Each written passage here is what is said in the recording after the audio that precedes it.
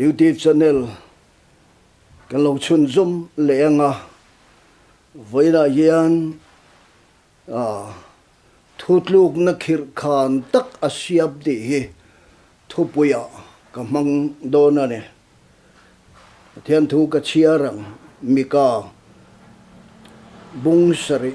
chang sari atang hian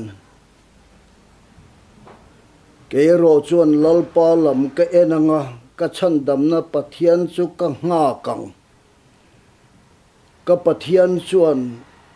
mingai thadona ni o ka melma midiriam maisu ka tlu kun chuan ka tho lenga thima ka thut poin lalpa chu ka tan enga niang lalpa chunga thil ka ti sual ta ka wangin alung nu lo em na chu ka phurang ka chung thu mi soi puya ka tan ro rel na chu a len ma lo chuan enga mi huai chuak anga a fel na chu kalamut dona ni pathianen thu malmin som sak sela tong tai lok ange lalpa Christmas sermon sang ni le som ni le palis December tha hian sermon palie mo panga mo tal chu da man karil ruk ania hei pani kan soi to tuna hian voina ham pani kanan soile dona nia ma si hun chung chu adai tura kangaya khongai takin thutak puan suaye mi ringin kan tin lova mi ringa hian tharawa itho chuan kan ti thei thi na ne asoi tu tak chu ke ba ni ni lovin nangma ilo ne chuan ti nune na om thi na om zia ne thi na euti pi achet ma lo chuan ka thi nu thleng po puan su ani zel thei nan le i thu min pek te ki thil ti nei lo va lo le lo tur le thil ti thei na nen mi thin lunga na thok zel turin tharau thiang hlimin lua khat tlat la ti dungang che lali so mingin ka nge ne amen ole mika hi tun tu ma hianin apum pui maya an soi hi ka chak ang reng khup maya mika bu hi kan zira miti phurang reng le maya helai bung sari na hianin Thuthlukna khirhkhan dek mai hi asiam peka bung sari na zong hi soi ka duwa ma chu arei thei si lova Thuthlukna khirhkhan asiam ti hi ka han ti dona ni bung sari chang khat na si na chuan kanun na in thei pui min maksa acha kani ti hi a oma ka soi zau man lovanga mi ka hian anun na in amamo berchu a soi chuaka chu pathian na neya ama ne na len dun achak berani ti bungruk chang riata hian a lo soi to a chu wangin mika nun na ina amamo berle ne chak berchu pathian ne ya pathian ne na ni tin len dun kha achak ber mayani ti kan muani ten keini chuan chan dama kanom theinan i suan ne ya lal bera ne ya chandam tua kan pom hi kan chak berle kan mamo ber ani ve thung ti hi ka han soya cho pakhat na karon soi chone pani na ta na ka han soi le tur chu bung sari chang sari atanga chang riat chang kwa lai hi ani a Thuthlukna khirhkhan tak mika hian anuna asiama a Thuthlukna asiam le asiam chan le asiam dan khirhkhan zia chu a hrechiang hle mayani chu ta chuan Thuthlukna khirhkhan deuh asiama hian thil chi rang rang a soya pakhat na chuan lalpa lam chu ka en ringanga kamit kala son lovang tene khovel ka thlir chin chuan ropui na ka thlir chin chuan nom na le amoi na te sumte hausak na te mingthan na te ka thlir chin chuan ka buai chin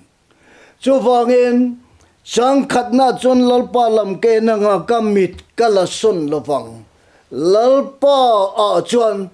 kamit kathin lung zong zong hi akal donani atiane ten pani na chuan ka cham dam na pathian chu ka ngak veng mai donani aten ka chan dam na pathian na chu ka ngak renga hei hi aron soi chan hi apoi mo khop maya bung sari chang kwa a hian kan hmutane chang ria ta chon ka chadam na pathian chu ka nga kang pathum na chuan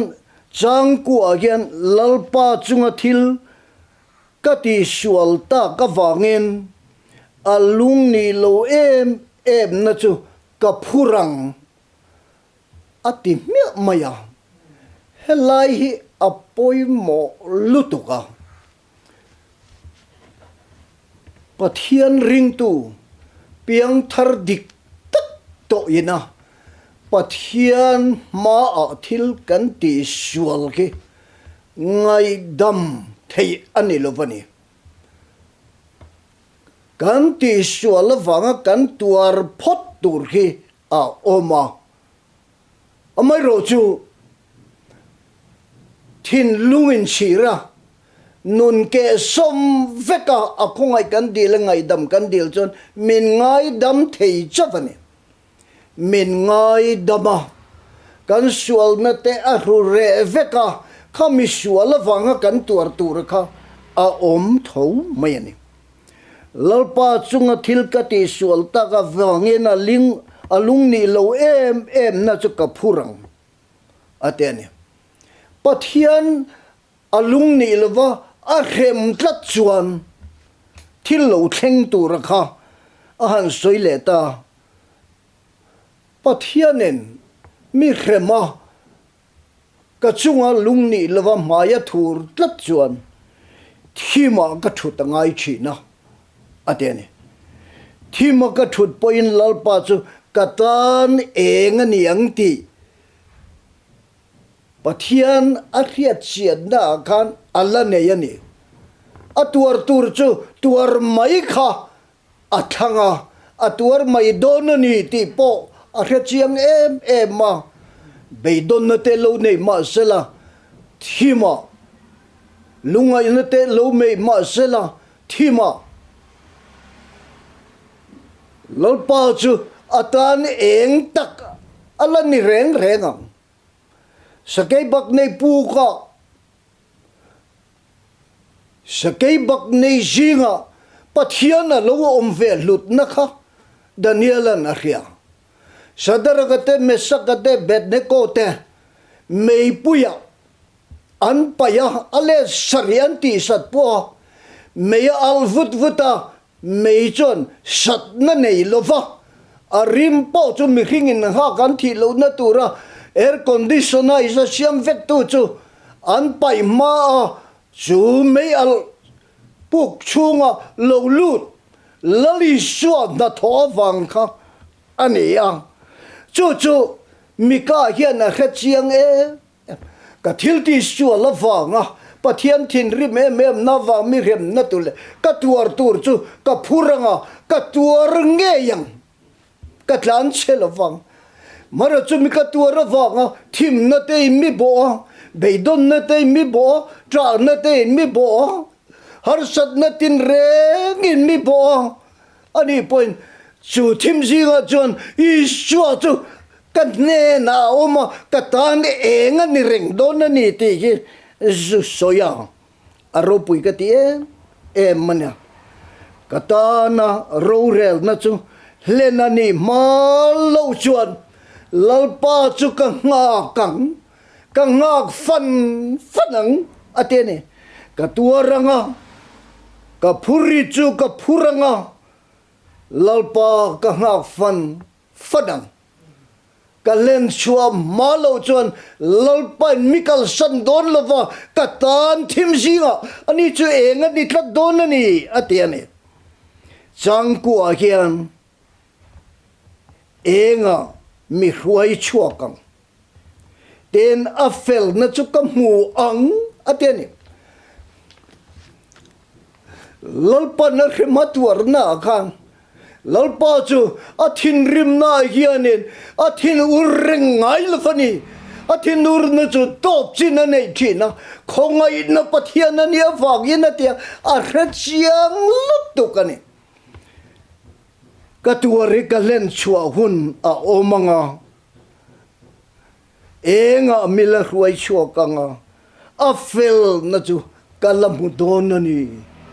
te en Thuthlukna khirhkhan tak a siam na zinga khan khamikara tangen he thil hi aron soya aropui ka ti ate ane a thil ti suala wanga pathian rem na phur tur le atuar gun chunga thima thut po lalpa chona kalsan ngai lo tu na ane na om ve tat tur kha a soi te tat mayang hei hi ke ma nge hian is Pakistana Pathan ho zela Indian spy anga suspect kania thin na ruama ka oma da thathum velte dak ruma minanda lai te pokhan ka cho eitur an ronda po theng pa mu thei lo reng ani kan ek na trina po khan kan e fu thei lo wa chu wangen kan kut kha ekina khata aro ani le maya sil na om chuang lo wa chu tiang ang chuan hun kha ka lo mong to thin ve a chu wangen pathian chu ka hne na a om ti hi mikan achiang mang hian kha dak ruma po khan ka pathian nen mikal san ngai lo vani ti ka chiang ve ani chu wangen lalpan mi hruai chua ma lo chon chel taki ka turanga lalpa chu ka ngak fan don ani a hanti Thuthlukna khirhkhan tak a siam don lai pokan helai hi a mutlang vekane pathian ne ningkar ki a rechianga a lo ti sual to sia chu a tuaram a phurmayang a mo chu amaro chu pathian ne mikal san don lo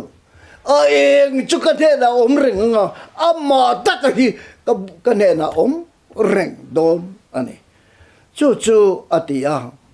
pathian thin urna chu kian chin anei ti le top chin anei ani a thin urna lak le thin anei ani ti aria a khonga inna pathian ki amuchianga khonga inna sia po ki a rechiang maya khonga inna tel lo hian kam pathian hian minen ko ta sala dam kho chuak tu ri mi khing singa pakhat ma kanum lo pang Daniel po te po andam chuak zo lo pang Pola te po andam chuak zolova. Kan pathian hlut na tak hi chu khongoi na top chin nei lo. Pathian ani na le ropui na le athil ti te na top chin nei lova lalberani na te ani ya. Atop na bera chon pathian mangai na chu. Kian chin nei lo, kian lai nei lo, mangai na top thei lo, mangai na chuai thei lo, pathian kan nei ya. Chu pathian laga chon thil kan lo ti sual thi na ni te ro. I have fo in karing. Christian piang thar kan nung tol na kan ti suala kan tuar na zong he. Ipumpel big don lova I have mangti ka ring ani chuta chon ngak fan akom te na chu pathian khongai nei hi kan khriat awang ani pathian mangai nei hi choi chin nei lo ani ti kan khriat awang ani chu wangin kanun har sup tak mai hi kan pal tang the na hi chu kan pathian le a khongai na eng mangai na chuai theilu mangai na eng a hian min khem lai poin min tior tir lai poin har sat na min vuak lai poin mangai na min vuak lai po hianin chu mangai na le khongai na hi kan ne na hian a om renga chumi khongai na le mangai na kan ne na om renga chu ama pathian na chu zuni tlata chu wangin Christmas thu cha ta thu soi do le hunau te ne na ka soi du chu mikan Thuthlukna khirhkhan tak pathian ma thilati su la wanga a phur tu ra hiat chian em lai hian kha thim nuaya a tur lai khan pathian in a kal san lo pathian mangai na eng chon om pui renga a khongai na to telo mangai na choi telo thinur kian chin nei chin pathian ani ti are chianga chu wangin min la ruai chuak a enga chon min ruai chuak a fel zia chu aduom zia chu ka mu chiang don ani chu ka nga ka ni ati a ki Christmas thu cha hian ka soi du ha inun local to ha hetiang ang hi itong to thiden ka ring ila tong ngai lo ni pohin ipiang thar dik tak ani chuan pathian ma in ul pal chuan he kong hi ipumpel don lo izo don ani ma se khoya po hian lo omila engang pohin lo tuar maila engang pohin minifel ma sela pathian kutsu kan sunga hian natakin lo tlama sela ama po ka crossa kan pathian kut ngein avua atuar tiraditi zol nei isayan busom ngale pathum a soive bokani ama fa pa ngei po lo photo tu lo tuar tir to tu ka isuan crossa anun atha thana luta aron thole ro pui takin chu a muchiang ma atop naturia muchiang ani keini poin chu kan chantur ani veni ti hi Christmas thu cha hian ka soidu a kan thu soite pathianin mal min som sak ro se